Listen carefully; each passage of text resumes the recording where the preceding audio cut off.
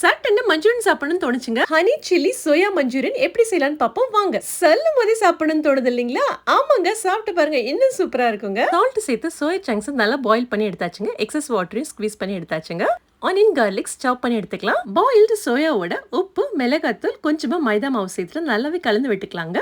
Next சோயாவை நல்லாவே fry பண்ணி எடுத்துக்கலாங்க. இருந்த பசியில இப்படி ஃப்ரை பண்ண சோயாவை சாப்பிட்டு பாத்தீங்க, சூப்பரா சிக்கன் நகட்ஸ் மாதிரி இருந்ததுங்க. கார்ன்ஃபிளவர் தண்ணி சேர்த்து சிலரி பண்ணி வச்சுக்கிட்டீங்க.